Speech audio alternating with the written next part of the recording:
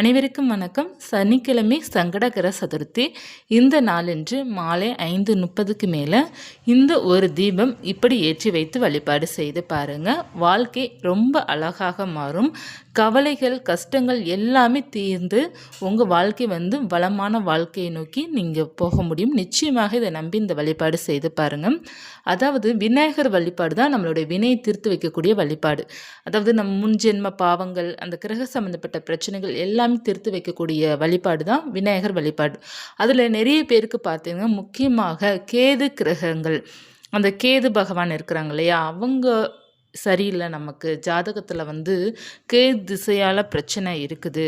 இப்போ நிறைய பேருக்கு கேது திசை நடக்கும். இந்த கேது திசை நடந்தது அப்படின்னா அந்த வீட்டில் கட்டாயமாக கணவன் மனைவி பிரிவதற்கு 100% வாய்ப்பு அதிகமாக இருக்கும். அதிகமாக சண்டை வரும். அந்த கேது திசையில் தான் நிறைய ஹஸ்பண்ட் ஒய்ஃப் டைவர்ஸ் பண்ணுவாங்க. ஏன்னா அந்த நேரம் அப்படி தான் இருக்கும். வாழ்க்கையை வெறுமையை கொண்டு போடுறது தான் அந்த கேது திசை. அதாவது எனக்கு எதுவுமே வேண்டாம், என்னை தனியாக விட்டுருங்க அப்படிங்கிற மாதிரி நமக்கு சொல்கிற மாதிரி வார்த்தைகள்லாம் வரும் பார்த்தீங்களா. அதெல்லாம் பார்த்தீங்கன்னா இந்த கேது திசையில் கேது புத்தியில் தான் இதெல்லாம் நடக்கும். அந்த மாதிரி இருக்கும்போது நம்ம என்ன செய்ய வேண்டும் அப்படின்னா, விநாயகருடைய வழிபாடு நம்ம மேற்கொள்ளும்போது கேது பகவான் நம்மளை அந்தளவுக்கு கஷ்டப்படுத்த மாட்டார். ஆனால் கேது பகவான் ஒரு ஞானக்காரகர். அதாவது அவர் நல்ல ஒரு ஞானத்தை கொடுப்பார். உலகத்தில் இருக்கிற எல்லா ஆசையும் நம்ம துறக்க வைப்பார். நமக்கு எதுவுமே பிடிக்கல அப்படிங்கிற சொல்கிற அளவுக்கு கொண்டு வருவதான் கேது திசை கேது புத்தி.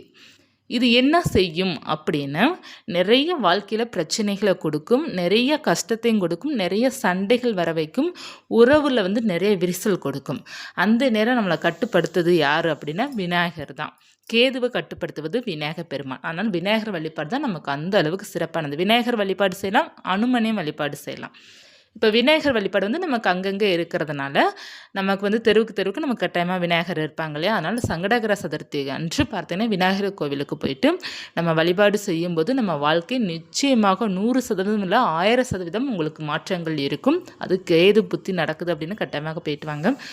இல்லை நம்ம என்ன செய்ய வேண்டும் அப்படின்னா, இப்போ நீங்கள் வீட்டில் இருக்கிறீங்க, நான் கோவிலுக்கு போக முடியல அப்படின்னு மஞ்சள் விநாயகர் பிடித்து வைத்து தான் சங்கடகர சதுர்த்திக்கு வழிபாடு செய்வதாக ரொம்ப விசேஷமாக இருக்கும்.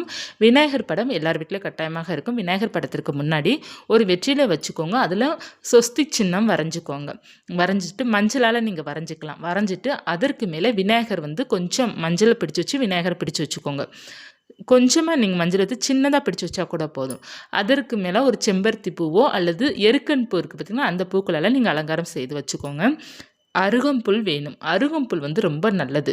இப்போ விநாயகருக்கு ரொம்ப எளிமையானது கிடைக்கக்கூடியதான். அருகம்புல், எருக்கன்பூ, செம்பருத்தி, இந்த 3 வைத்து வழிபாடு செஞ்சாலே போதும். விநாயகருடைய வழிபாட்டுக்கு நமக்கு செலவு கூட கிடையாது. அந்த அளவுக்கு விநாயகர் வழிபாடு ரொம்ப நமக்கு நல்ல ஒரு வழிபாடு. அடுத்ததாக பார்த்தீங்கன்னா விளக்கு, ஒரு தீபத்தை நம்ம ஏற்றி வைத்துட்டு அது அரச இலை ஒன்று எடுத்துக்கோங்க. அரச இலைக்கு மேலே ஒரு தீபத்தை வைத்து ஏற்றுங்க. சனிக்கிழமை இன்றைக்கி இருக்கிறதுனால நீங்கள் அரச இலை தீபம் ஏற்றுவது ரொம்ப நல்லது. அரசன் போல் வாழ்வு கிடைப்பதற்காகவும் நமக்கு ஏதாவது வேலைகளை பிரச்சனைகள் இருக்குது அப்படின்னாலும் அந்த அரசியலை தீபம் நம்ம வாழ்க்கையை வசந்தமாக்கக்கூடியது. அதனால் அரசியலை தீபம் நம்ம ஏற்றிக்கிடணும். கிடைக்காத பட்சத்தில் மட்டும் நீங்கள் சாதாரணமாக ஒரு அகலுக்கு மட்டும் நீங்கள் ஏற்றிக்கோங்க. அடுத்து நெய்வேத்தியமாக சுண்டல் வச்சுக்கோங்க, அல்லது கொழுக்கட்டை அல்லது 1 டம்ளர் பாலாவது வச்சுக்கோங்க. வெற்றிலை பாக்கு வாழைப்பழம் கூட முடிஞ்சால் வைக்கலாம். வைத்துட்டு இதுதான் இந்த எளிமையான வழிபாடு. ஓம் கணபதியே போற்றி அப்படிங்கிறத நீங்கள் 108 முறை சொல்லுங்கள். அல்லது விநாயகரோட காயத்ரி மந்திரம் இருக்கும், அதை கூட நம்ம சொல்லலாம். விநாயகரோட மந்திரங்கள் 108 போற்றிகள் இருக்கும், அதை கூட நம்ம சொல்லலாம். சொல்லி வழிபாடு செய்யுங்க. முடிந்தால் அருகம்புல்லால் அர்ச்சனை பண்ணுங்கள், ரொம்ப நல்லது. அந்த மஞ்சள் விநாயகருக்கு நம்ம அருகம்புல்லால் அர்ச்சனை பண்ணுவது ரொம்ப ரொம்ப சிறப்புக்குரியதாக இருக்கும். இந்த வழிபாடு மாலை 5:30 இரவு 8 மணிக்குள்ளே நீங்கள் வழிபாடு செய்துக்கிடணும். இப்போ நீங்கள் விநாயகர் கோவிலுக்கு போகிறீங்கன்னா அபிஷேகத்திற்கு ஏதாவது பொருள் வாங்கி கொடுத்துட்டு அங்கே நீங்கள் தேங்காய் தீபமோ அல்லது அரசலை தீபமோ அல்லது நார்மலாக அகல் விளக்க கூட நீங்கள் ஏற்றி வைத்துட்டு விநாயகர் பெருமான வழிபாடு செய்துட்டு வந்தீங்க அப்படின்னா வாழ்க்கை நிச்சயமாக மாறும். கஷ்டங்கள் தீருங்க, பிரச்சனைகள் தீரும், குடும்பத்தில் இருக்கிற பிரச்சனை தீரும், கணவன் மனைவிக்குள்ள பிரச்சனைகள் தீரும், குழந்தைங்கள் வரத்திற்காக நம்ம வழிபாடு செய்யலாம். முக்கியமாக கடன் பிரச்சனை இருப்பவர்கள் சங்கடகர சதுர்த்தி என்று வழிபாடு செய்யும்போது அந்த கடகடன் உங்களுக்கு சரியாகும், குறையும். அப்படியே கடகடன் குறையும். உங்களுக்கு நல்ல ஒரு மாற்றங்கள் இருக்கும். மாதத்தில் ஒரு முறை இந்த தேய்பிறை சங்கடகர சதுர்த்தி வரும். மாதம் ஒரு நாள் தான். நீங்கள் ஒரு நாள் மட்டும் விநாயகருக்காக நீங்கள் வழிபாடு செய்யுங்க. அந்த மாதம் முழுவதுமே பாசிட்டிவ் எனர்ஜி விநாயகர் உங்களுக்கு கொடுப்பாரு.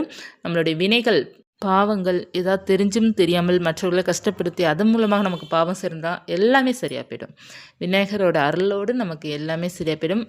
எறும்புக்கு தானம் பண்ணுங்க இந்த நாள், அதுதான் ரொம்ப முக்கியம். தானம் வந்து எறும்புக்கு பண்ணணும். அது எப்படி நம்ம பண்ணணும், எறும்புக்கு எங்கே போகும் அப்படின்னா, நம்ம மொட்டை மாடியில் கொஞ்சம் சர்க்கரை போட்டு வச்சுட்டு வந்தால் போதும், எறும்பு தானாக வந்து சாப்பிட்டு போயிடும். வெள்ளை ஜீனியோ இருக்கலாம், அல்லது நாட்டு சர்க்கரை கூட இருக்கலாம். நீங்கள் சுகர் ஏதாவது ஒன்று இனிப்பானது நீங்கள் வந்து போட்டாலே போதும். ஏன்னா இனிப்புக்கு தான் எறும்பு வரும். அதனால் இனிப்பு நீங்கள் மொட்டை மாடியிலையோ அல்லது உங்கள் வீட்டு பக்கத்துலேயோ ஒரு தரம் மாதிரி இருக்கும் பார்த்தீங்களா, அங்கனக்குள்ளே நீங்கள் கொஞ்சம் போட்டுக்கிட்டிங்கன்னா கூட போதும். சுகர் போடுங்க, ரொம்ப நல்லது.